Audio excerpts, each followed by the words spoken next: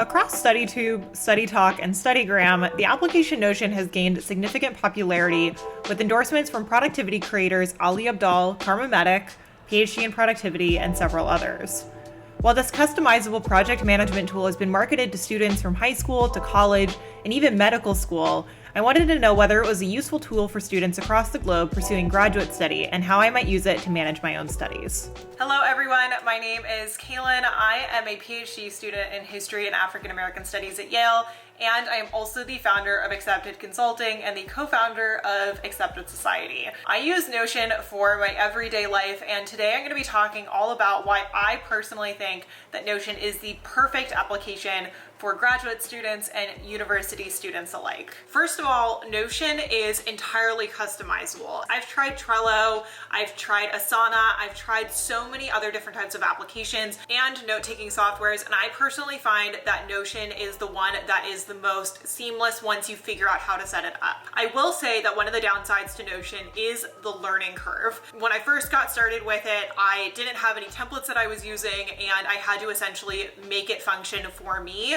But now that there is this burgeoning community of Notion users on YouTube, on TikTok, and throughout the internet, and for the purpose of this video, I have actually created a template pack which you can go over to Accepted Society and download. You can also download it as a member for free. While this video is primarily catered to PhD students, given that I am a PhD student in the humanities, I also wanted to make sure that this was going to be applicable for people outside of my field, my subfield, as well as outside of graduate school. So you can apply these different pages to your personal life. You can use the dashboard. You can also customize these pages in order to make it work for your professional life, or if you wanted to make it work for your content creation. I also have pages that I'm not necessarily going to show in this video because they're more catered to my content creation and to my businesses.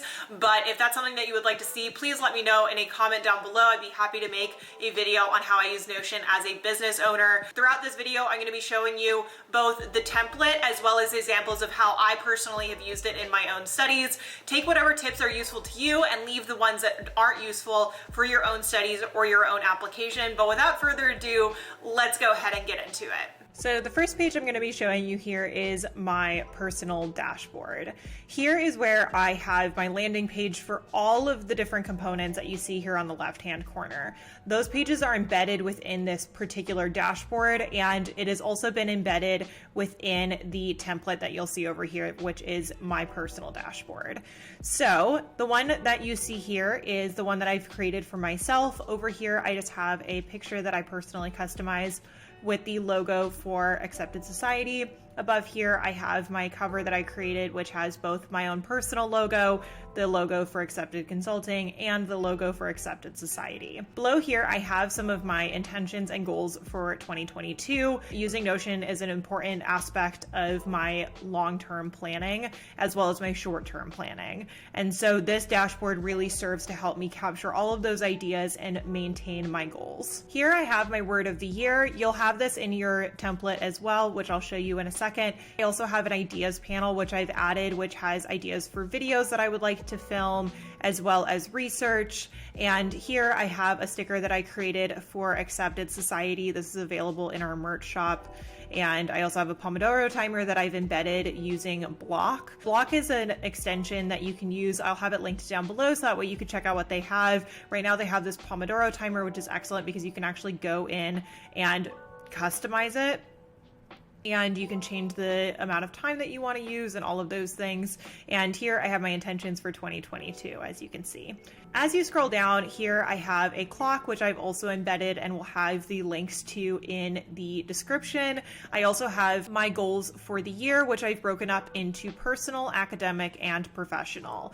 So in personal, I have things like I want to save money, I want to pay off a certain amount of my debt.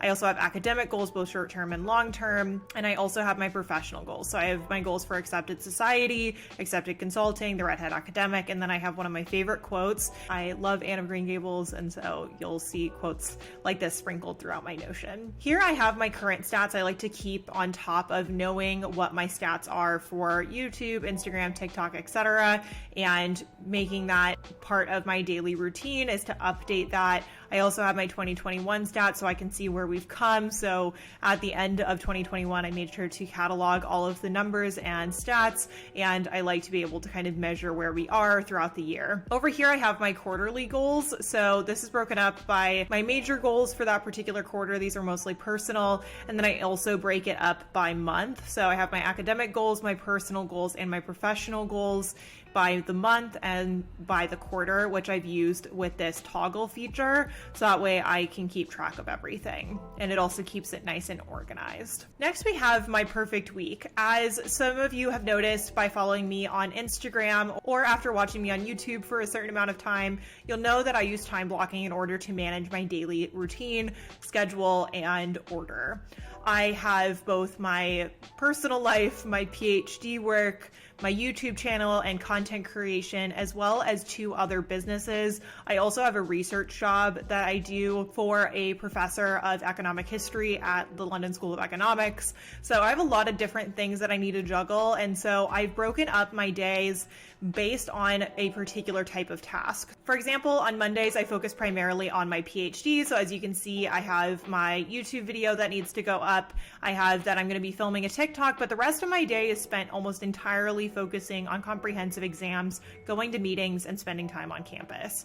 So for here, I have that I'm going to spend between 10 and 12 on campus, and I'm going to have an hour for lunch, and then I'm going to continue working on campus, go to a meeting every other week, come home and work out. I have these personal categories which allow me to make up time to eat, to move my body, to rest, all of those things. And then down here we have reading for comps, and I read for comps during Danielle's accountability workshop, so I count this as school. And then on Tuesdays, I focus on reading and focus primarily on my businesses. So I work on the weekends, and it's much easier for me to actually work on Tuesdays with my clients just because of their own schedules and the schedule of my team. And so in the morning, I remember to film a TikTok. I have some client calls for an hour or 2. I have an hour-long break, and then I read for 2 hours in the middle of the day. So even though this is a mostly accepted focused day, I do make sure that there is enough time for me to read. Then we have the Accepted Society exec meeting, and we also have the all hands meeting on Tuesday evenings. And afterward, I run the accountability workshop. During the accountability workshop, I'm able to read for my comprehensive exam. So even though I'm technically running it, I'm also getting work done for school.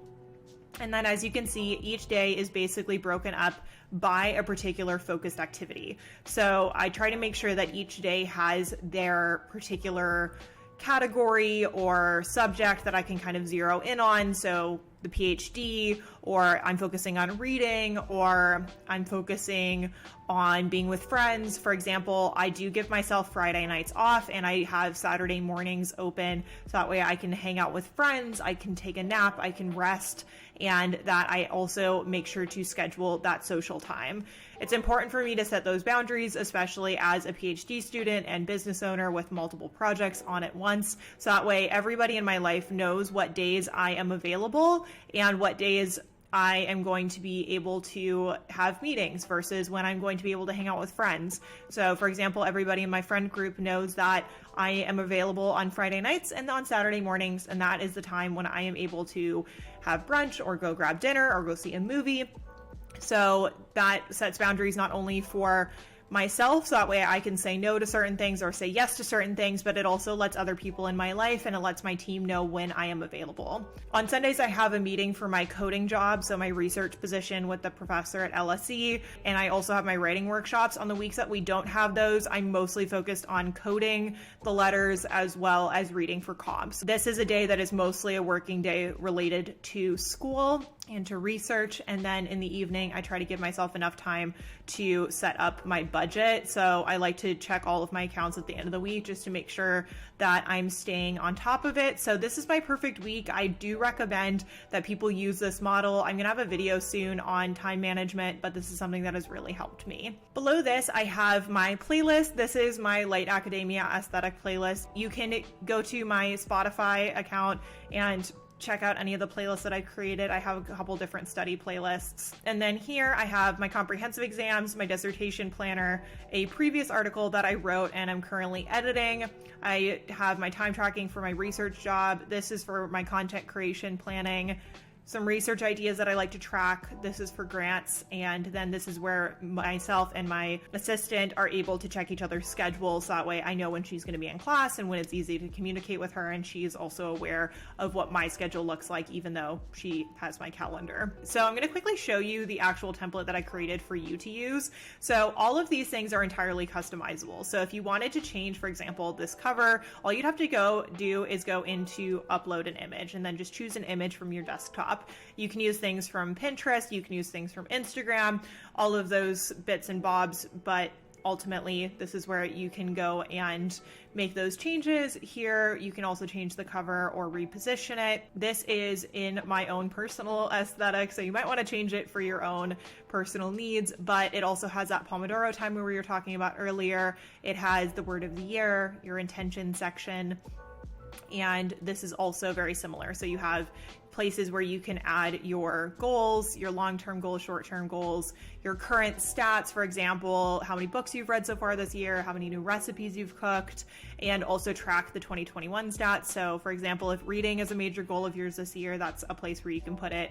And then we have things like your quarterly goals, which you saw in my personal Notion. Down here, I made a sample perfect week. So I gave it a color coding system. You can also change this to match your own schedule. You can add your classes and when you have meetings and all of those things, just so you can kind of keep track of these things. Of course, it doesn't necessarily replace your Google Calendar, but it is another way to track the everyday tasks that may come up, especially if you're juggling multiple projects. And then down here, it looks very similar to mine, but you have slightly less pages. So we've got the classes or comprehensive exams, the dissertation planner, research ideas, and then grant research. Now we're going to go ahead into the classes or comprehensive exam template.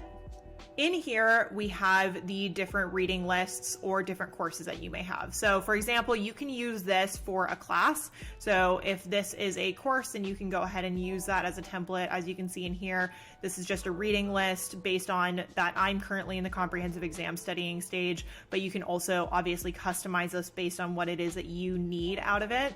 I also have a link to my playlist again, and then this is where I keep a reading list. I'm going to go ahead and show you an example in my own comprehensive exam board. It looks very similar as I said before, but what's different is that if you go into these individual bits, then you can actually see all of the different titles of books that are on my reading list for my comprehensive exams for all the different categories. And then here you can see my reading list and notes.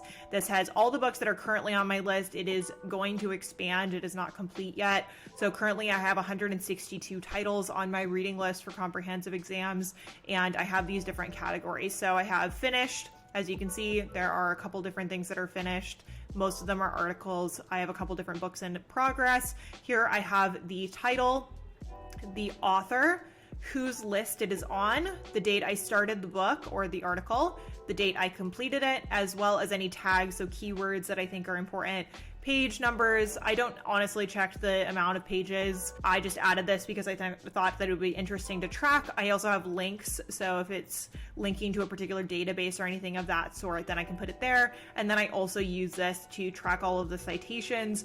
I ultimately will go in and add all the citations as I'm reading. So this is my way of tracking rather than using a citation management software. I also use Zotero, but this is another way that I can track my general citations when I'm writing a historiography paper or an essay of that sort. Next, I'm going to go ahead and take you into the dissertation planning template.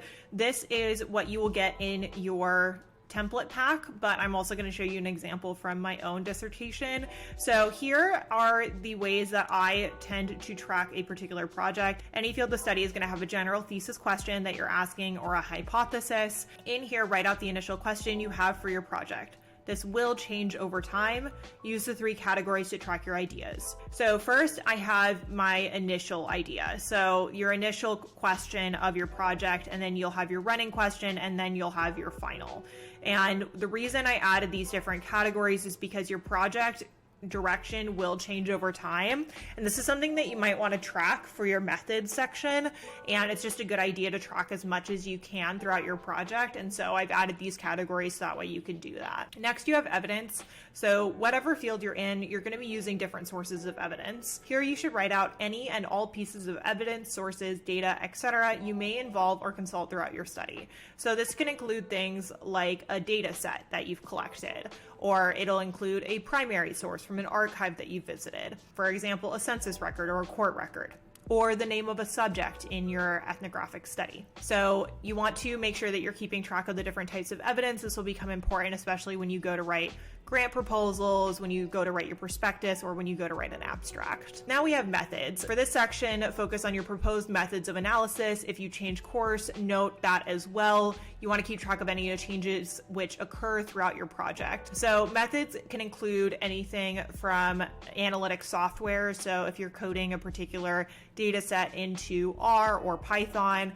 or if you're taking a mixed methods approach, you want to talk about what types of quantitative and qualitative elements that you are consulting, or different theoretical frameworks. So for example, if you're applying a queer theory lens to the study of slavery, for example, that is your method of analysis. So you want to make sure that you take note of the different methods. Again, this is going to be really helpful when you go to write the proposals and the abstracts later on, or even if you're applying for things like conferences. Here you're going to write your scholarly intervention. Write a short summary of which arguments your research engages with or against, whose work you're in conversation with, and how might your approach be different. This will be crucial when you reach the writing stage or when you're applying for funding.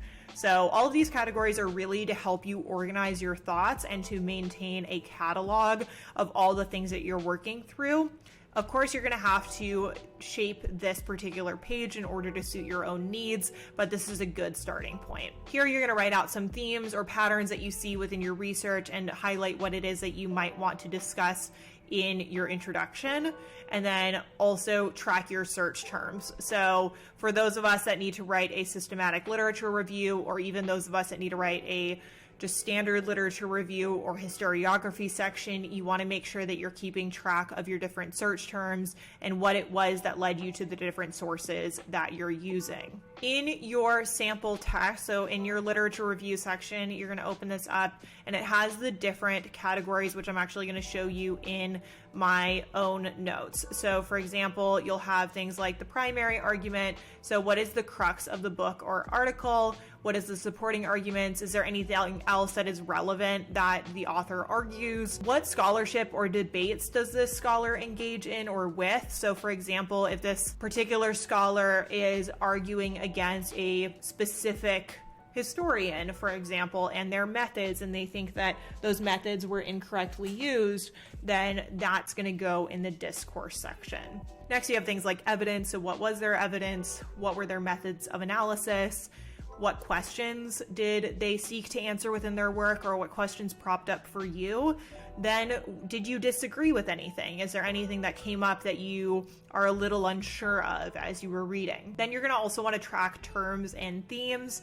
That way you can go back and use it when you're doing that literature review and you're actually having to write out your thoughts.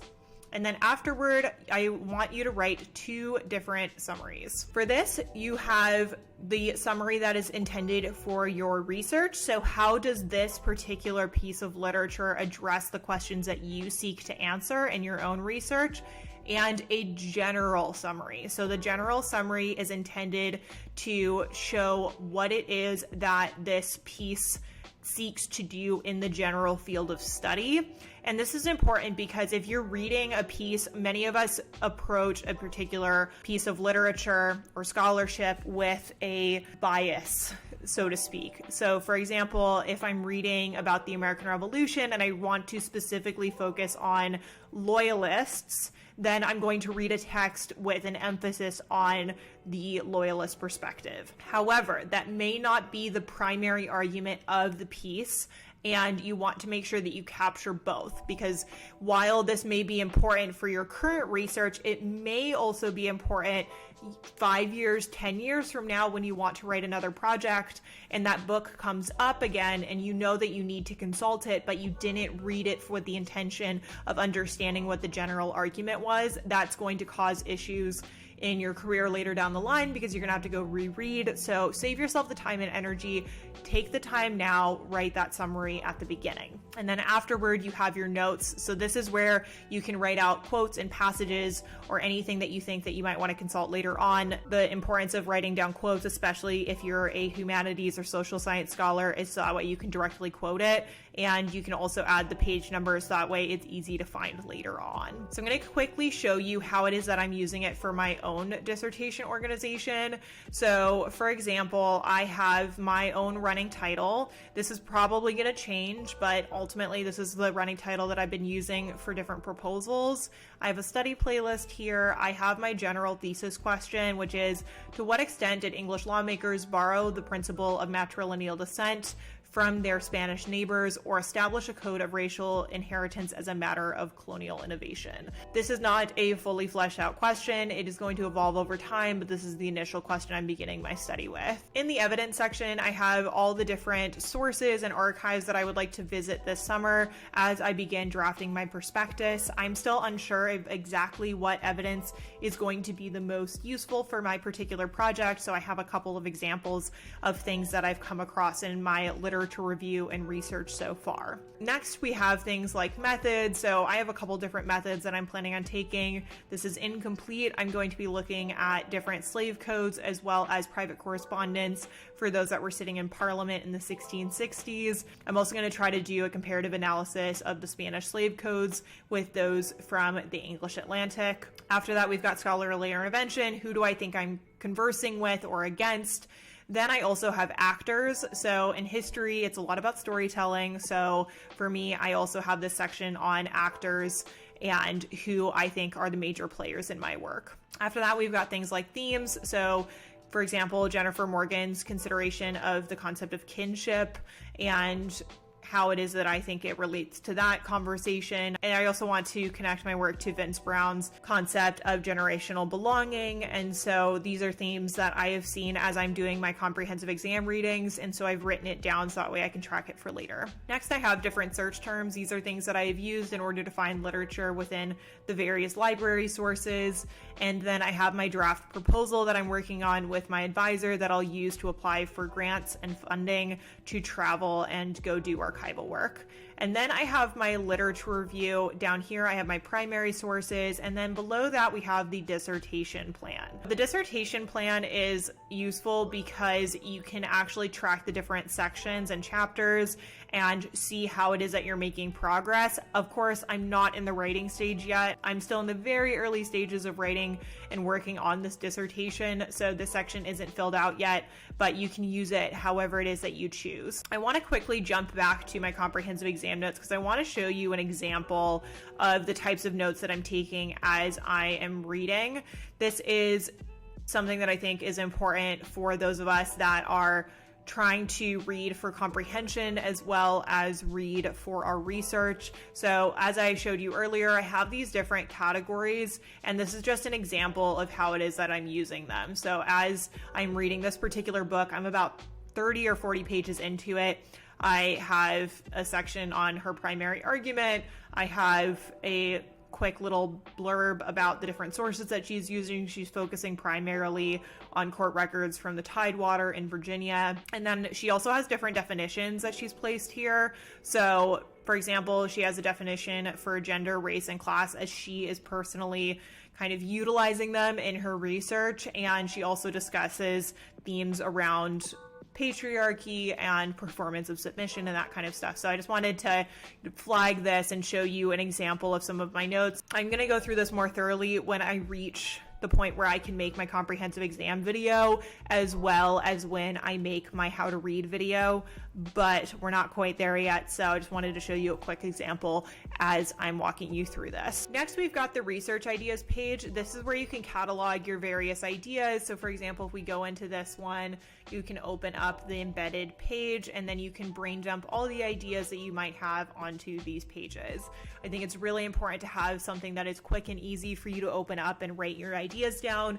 I used to do this in notes on my phone, but I actually found that having the Notion app on my phone, my iPad, and my computer is really useful because even if I'm on the go, I can still dump my ideas down onto Notion. That way it's a lot easier for me to remember to look at, and I have one seamless place where it is all found. Next, we have the grant research page. For those of us that are in graduate school, you know that you have to apply for grants constantly in order to receive funding for fieldwork or for additional research projects and that kind of thing. So for example, if I'm applying for funding for the Macmillan pre-dissertation grant, then I wanted to make sure that I have all the information that I need, how many letters of recommendation are needed, what components are they asking for, when does it open, when does it close, any notes that I might need, how much money is allowed, is there contact information, and is there a link directly to it. I'm also going to show you mine because I think it's important to also flag a few other things. So there are grants, for example, the Gilder Lehrman Center grant and the Macmillan pre-dissertation grant that I can apply for now as a pre-ABD PhD student, so before I have passed my qualifying exams. However, there are other grants, for example, the British Library grant or the Fox grant, which are better to apply for as an ABD qualified PhD candidate. Those are things that I'm probably going to be applying for next year. I've made sure to flag them or flag anything else that I think might be useful in the future. So for example, if my advisor mentions anything, I try to throw it into this database so that way I can track it and look back at it later, even if I can't necessarily apply for it right this minute. The last page I'm going to walk you through is the semester template. Although this is something I am not currently using because I am past the coursework stage of my PhD, I will be using it again when I become a TA, and you can use this as a college student or as a graduate student, or if you are a TA and you wanted to keep track of your lesson plans, the syllabus, and all of those things.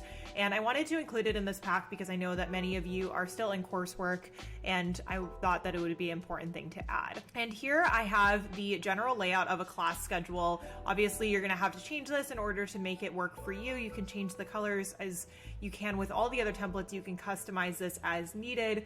And then here you have the class dashboard. So this has a gallery section for all the classes, and within it, I have a template for all of the things that you can fill out for the semester. If you're on the quarter, then you can obviously adjust this as needed. Here you can include the instructor's name and their office hours, as well as a copy of their syllabus. I recommend that you use this external page in order to copy the syllabus information so that way you can refer back to it when needed. Then you have the important dates and assignments. Here you can input what different assignments and information there is about the expectations in the class, and then you can also add the general course description here if that's helpful for you.